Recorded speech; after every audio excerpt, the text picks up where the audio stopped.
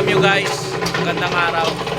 Ang pinakamasarap sa buhay, yung dumaan ka sa hirap, tapos yumaman ka. Yung katulad ng ganito, ang buhay ko ganito, galing ako sa wala. Yan. Napakasarap pag may pira. Lasap na lasap mo yung ramdam na ramdam mo na ikaw may pira. Alam nyo guys, nung ako'y mahirap, yung kain, yung sardinas, ginagawa kong yung isang lata, ginagawa kong 2 bisis ko yan inuulam. Pag may sabaw, yan.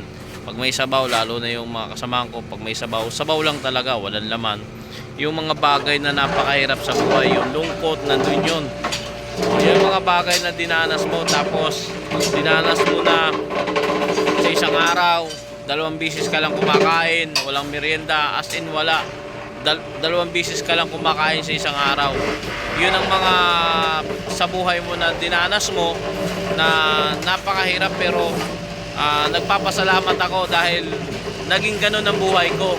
Kasi kung hindi tayo dumaan sa hirap ng mga ganung bagay, malamang hindi tayo masinso. Malamang hindi ako masinso.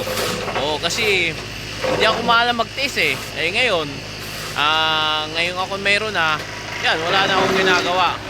Umaga, hapon, iikot lang ako, tanghali, iikot lang ako, hapon, iikot lang ako, saan ako nakakapunta. At saka guys, nakakain ko na kung anong gusto ko. Kumain ako sa mga restaurant mamahalin. Okay guys, kaya kong kumain. Yan yung mga bagay na sa buhay ko na napakaganda na nangyari. At saka yung pag may pira ka, yung magulang mo, nabibigyan mo, yun ang mahalaga sa atin eh. Yung magulang natin eh. Yung magulang natin, napapasaya natin, nabibigyan natin. Kaya maraming salamat sa mga pagsubok na higit sa lahat yung mga dinanas talaga na napakahirap.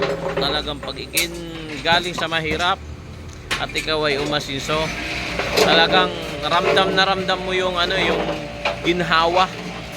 Oo, yung ginhawa mo, katulad nito guys. Oh, ayan. Yan, mga tawang ko yan guys. Oh, yung iba guys, nagkakarga. Yan guys, akin yan guys. Truck na yan. Yan, akin pa yan guys. Yan, mayroon pa ako guys doon, mga bako. Mayroon pa ako guys yan, pinaparentahan na bako doon sa silang. May pinaparentahan pa ako. Tapos guys, yung mga tawang ko, gumagawa ng alo block.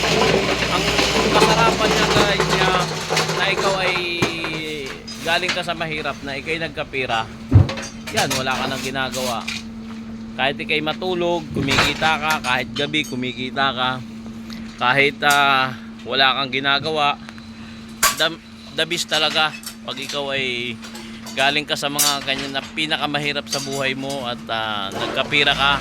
Ramdam na ramdam mo yung sarap ng yung 5 yung bawat centavos. Napakasarap sa sarili, napakasarap sa buhay, napakasarap sa pakiramdam na ikay galing ka sa mahirap, na ikaw ay nagkamayroon.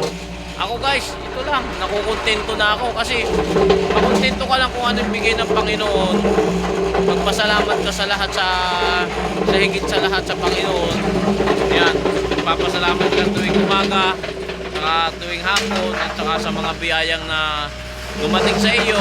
Ayan, maraming salamat. Kailangan natin magpasalamat. Kung sabi nga natin, kung tayo gusto natin umasinso sa buhay, hanapin muna natin yung kayamanan ng Panginoon. O yan, pag hinanap natin yan, sigurado yan, giginhawa ang buhay natin.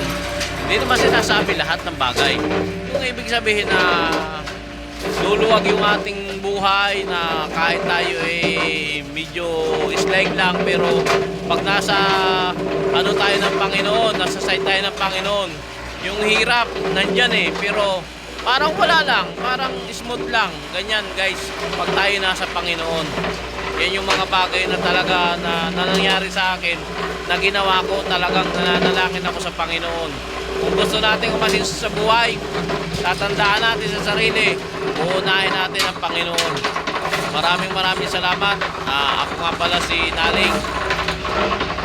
Good day.